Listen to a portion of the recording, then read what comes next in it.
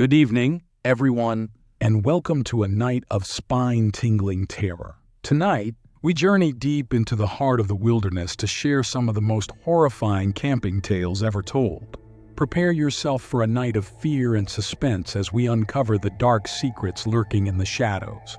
So pitch your tents, gather close, and let the nightmares begin. I don't know what happened, but it felt like something in that place wanted us gone. Every time we pointed out something strange, something else would distract us from examining it closely. This experience still makes me uneasy, and sometimes I dream about it, with the word harvest recurring in the dreams. A few minutes ago, I looked up the coordinates of the place because I had them saved on my phone but couldn't remember the address. I found that the first search result was about abandoned paper mills to be demolished on Friday. There was no talk of demolishing the place a month ago. At the top of the hill, we found a hole with a ladder leading down to a lower level of the bunker. The tink, tink, tink noise continued, now on two sides of us, with steep drop-offs on two sides and the walls of the bunker on the others. We felt boxed in. We decided to take a break and light a joint, frustrated with the wind making it difficult to light and annoyed by the constant tink, tink, tink. I turned around to face the noise, asking my friends what they thought it was. As soon as I lit the lighter, the noise changed to a thunderous boom. My first thought was security guards. The booming noise seemed like someone running down metal stairs in one of the dark towers.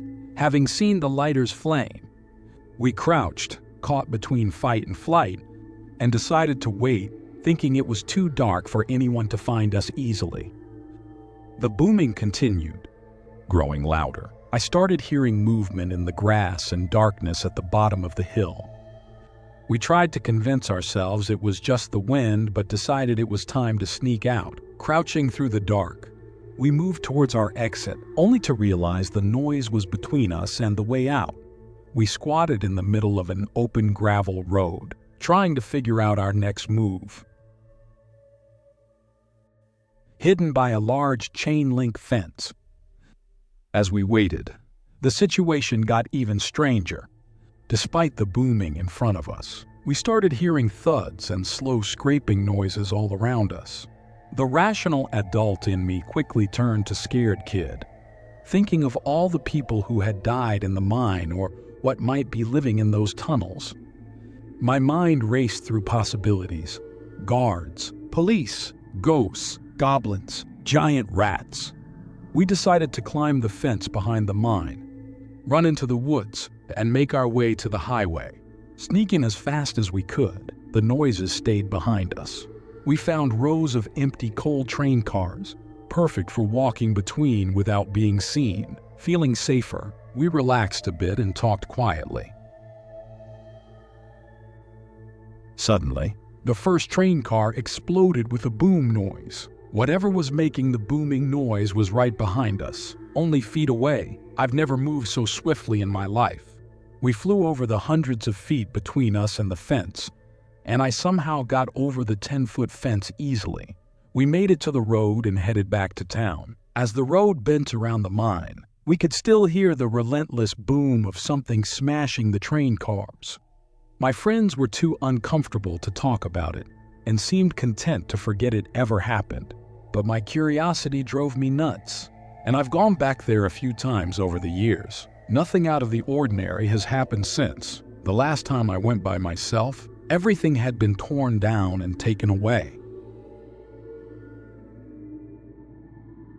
When I was in high school, my friends and I loved exploring creepy places. On weekend nights, a few of us with driver's licenses would gather a group of 6 to 10 people and go on adventures. One summer, our favorite spot was an abandoned movie theater on the west end of town. It had probably closed down about 3 years before we started visiting it, and it had become quite run down. There were no trespassing signs at the front entrance and in each of the fire exits around the building.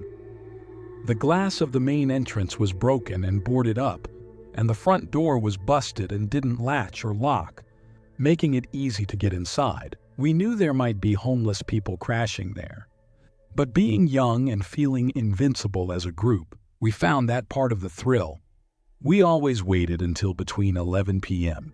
and 2 a.m. to explore to avoid being seen or heard. The first 2 times we went in, we all explored together. The theater screens and seats were torn up, the bathroom mirrors were broken, and graffiti covered the walls. Though we never saw anyone, we were fairly sure there were people hiding inside. We found a couple of shopping carts filled with cans, bottles, and dirty blankets scattered in different rooms. By the third and final visit, 6 of us decided to make a game of it.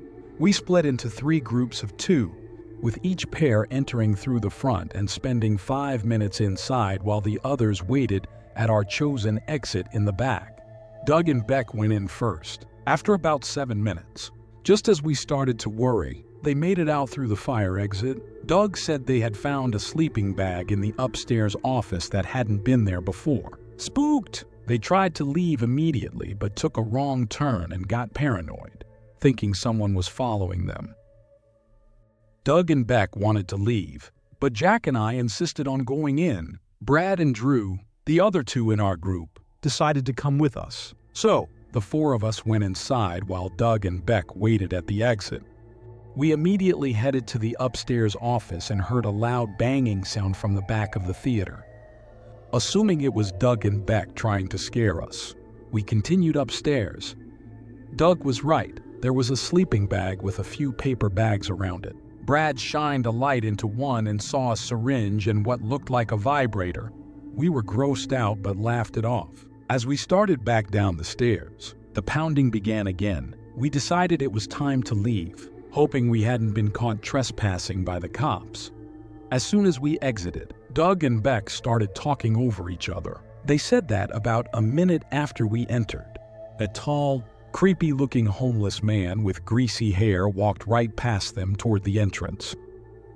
Beck had said hello, and the man stopped, turned, and lunged a few inches toward him before stopping. One side of his face was really wrinkly, possibly from a burn. He stared them down for a few seconds before walking around the corner. They had pounded on the door right after he was out of sight to warn us. We realized we had been inside with this man for about 5 minutes without seeing him. He must have heard us and hidden somewhere. As we walked back to our car in the Fred Meyer parking lot about 100 yards away, a car pulled in and flashed its headlights and then red and blue lights.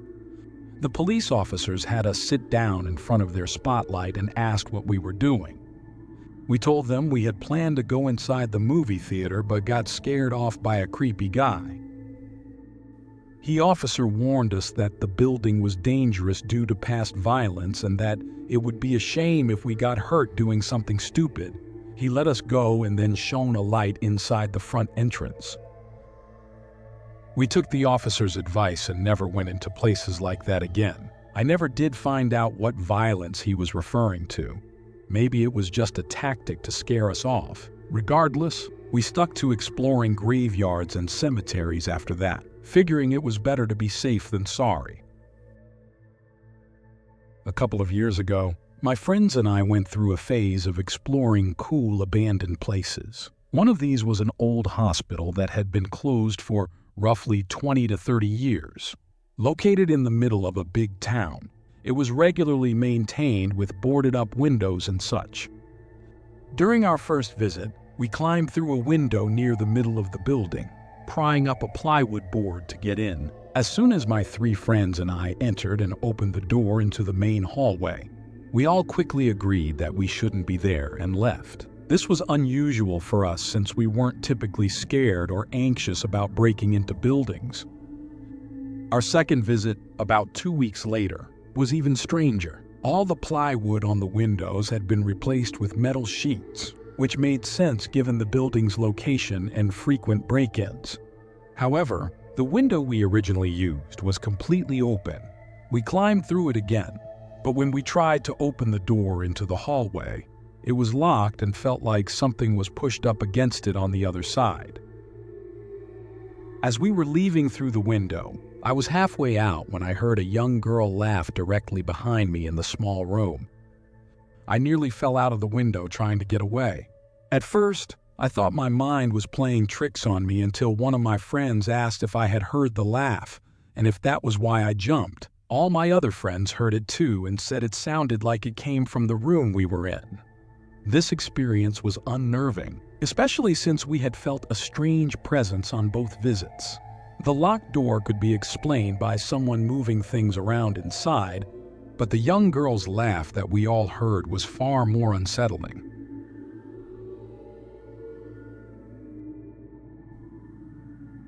Intrigued, about 8 or 9 of us decided to check it out later that night. In the pitch darkness, the house had a few small lights on, but no one was home. We ventured to the backyard, where there was just a pool, and started exploring. Beyond the backyard, there were woods on all sides, making it a sizable property. We split up into pairs and small groups, with some circling the house and others attempting to gain entry or climb onto the roof, unsuccessfully.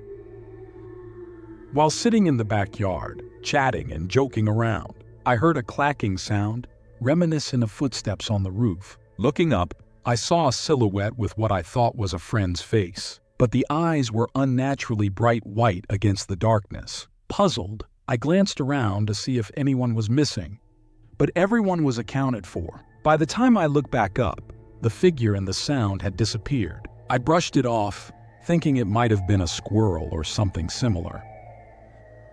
Later, a friend and I decided to explore one side of the house. As we turned the corner, we heard what we thought was a deer moving through the trees nearby. As we approached for a closer look, the crunching of leaves around us intensified, unsettling us. When we turned back towards the house, the leaves continued to crunch behind us.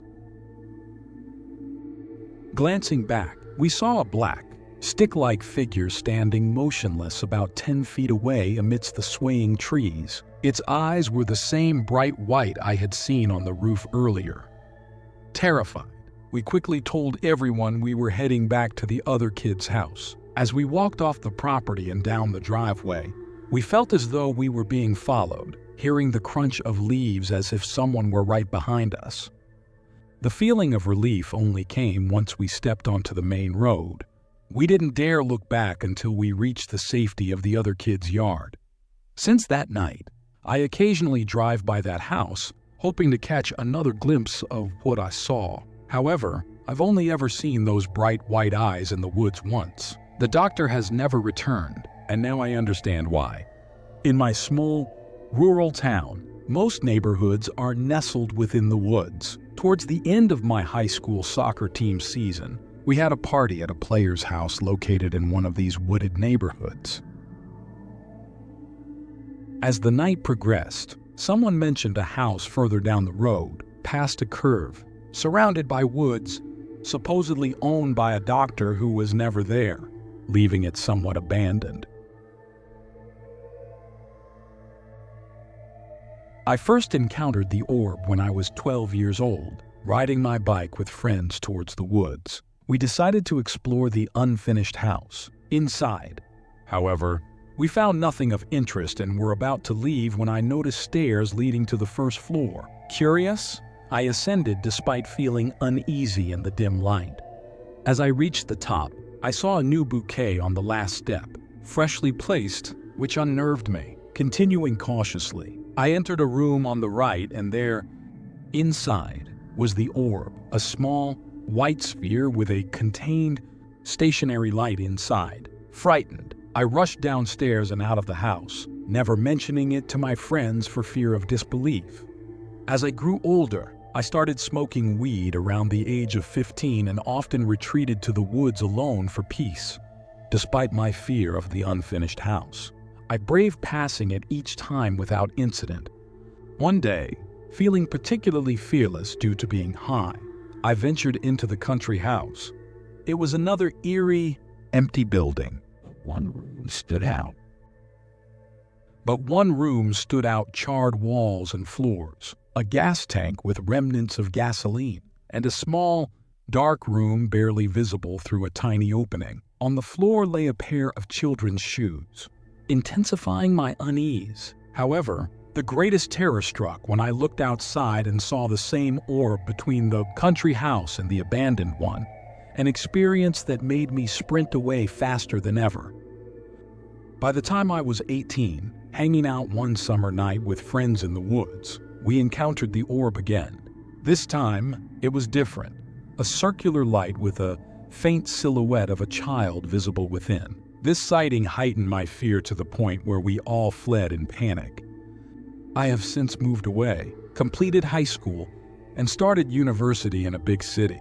Nevertheless, the memories haunt me. I have trouble sleeping, plagued by dreams of the orb. If given the chance, I would capture images of the houses, the burnt room, the shoes, anything to validate what I saw and share it with others.